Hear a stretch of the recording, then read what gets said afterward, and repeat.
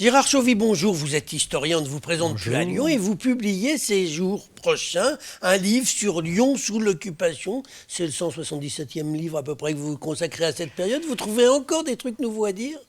Peut-être pas autant, mais c'est vrai que ça commence à compter.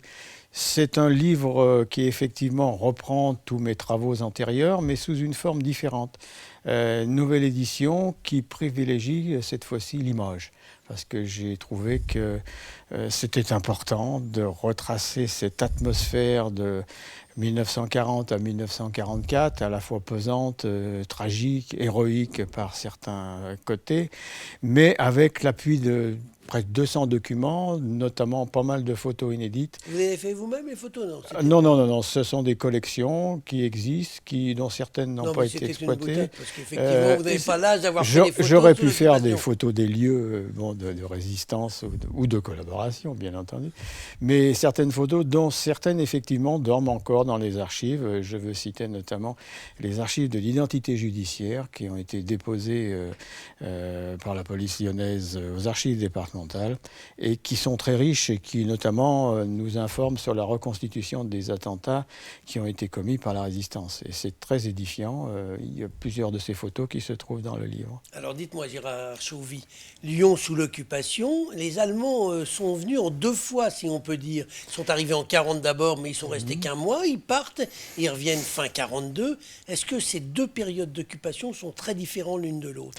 Très différentes. Il y a d'abord l'atmosphère de mai-juin 40, qui est côté français un coup de massue. C'est la défaite inattendue parce que l'armée française était soi-disant la meilleure armée du monde et qui en 3 ou 4 semaines s'effondre. Lyon est occupé le 19 juin et les Allemands arrivent rayonnants. Il fait beau. On a d'ailleurs des photos aussi inédites que je publie.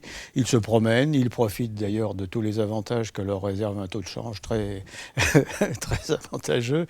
Et il n'y a pas d'incident majeur parce que la population est complètement abasourdie. Lyon accueille des tas de réfugiés aussi, donc on est en pleine période en plus de transformation politique, puisque depuis Vichy se met en place la révolution nationale avec le maréchal Pétain, donc on est dans une période, je dirais, d'hésitation, le choc quoi, que tous les Lyonnais ressentent, et les Allemands sont là, on les voit sur les photos, ils se promènent, et puis l'armistice est conclu.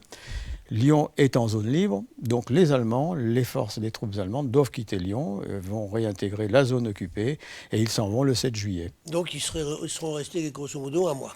Oui, du 19 juin, date de leur arrivée, jusqu'au 7 juillet très précisément. Voilà, et pendant cette période, il n'y a pas d'exaction, il n'y a pas de...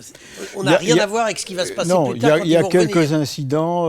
Bon, il y a un Allemand qui prend un parti, qui abat un pauvre gars qui a peut-être été un petit peu virulent. Bon, c'est vrai, mais il n'y a pas de réaction violente ni d'affrontement du tout.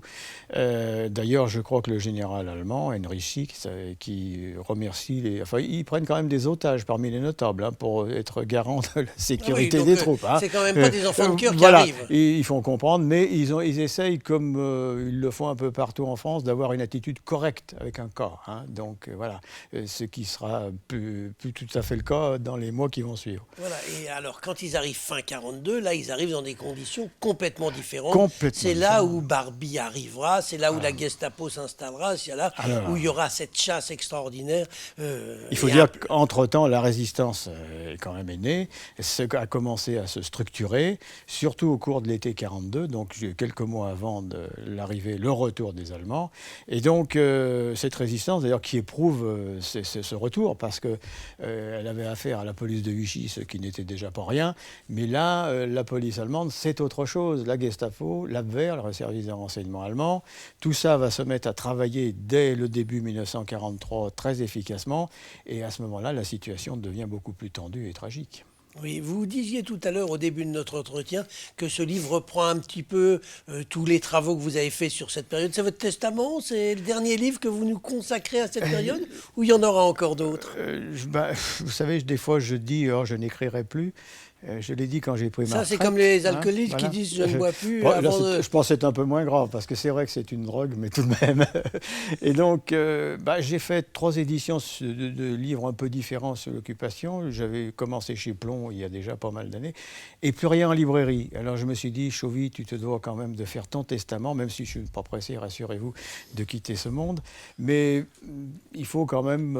c'est une partie de ma vie, cette recherche, avec certains titres qui m'ont valu quelques déboires. Là, vous faites allusion aux livres sur les Aubrac, sur les Aubrac qui n'ont pas apprécié du tout. Pas du tout, certains documents que vous avez publiés. Tout à fait. D'ailleurs, c'est un livre de documents auquel je ne retire absolument rien, même si j'ai été bien assaisonné par la justice française, n'est-ce pas? Mais bon, tout ceci, c'est quand même la somme. Il n'y a pas que ce sujet-là. Sur cette période, ça fait quand même 40 ans maintenant que je fouille dans les archives, ce qui au départ n'était pas très bien vu, parce qu'on faisait du copier-coller. Les archives, c'est important. Témoignages oraux, évidemment aussi, mais les archives nous apportent une vision, et je continue. Je prépare d'autres ouvrages sur un sujet plus vaste et dont nous reparlerons sans doute sur cette période. Dites-moi, Gérard Chauvy, donc je vois que vous n'avez pas fini encore avec cette période. Alors, dites, vous vendez de moins en moins. Si c'est les survivants de cette époque, il y en a de moins en moins qui sont vivants, donc ils achètent de moins en moins vos livres. Ma question, c'est est-ce que la jeune génération s'intéresse à cette période? Écoutez, nous essayons en tout cas, je dis nous parce que je participe notamment au jury du concours de la résistance et de la déportation. Et je crois qu'il faut maintenant quand même, et puis depuis quelques années, s'occuper de cette période de transition où nous avons des jeunes qui effectivement sont à des années-lumière dans la vie quotidienne de tout ce qui a pu se passer, et puis même au niveau de l'information sur cette période. Donc je pense que c'est utile. D'où d'ailleurs ce livre qui est une approche aussi visuelle, parce que je pense que l'image de nos jours a une place prépondérante et que ce livre, ce lion occupé, se présente sous cette forme qui pourrait être accessible à ceux qui n'ont peut-être pas envie de s'épancher simplement sur les textes. Donc ce livre, il paraît dans quelques jours. Ça s'appelle Lion occupé. Voilà. C'est aux éditions lyonnaises d'art et d'histoire. Voilà, et ça se trouve dans toutes les bonnes, et puis même dans les mauvaises librairies. Peut-être, oui, voilà. Aussi, pourquoi pas. Eh bien, on conseille aux gens d'aller voir effectivement ce livre. Gérard Chauvy, je vous remercie. Merci.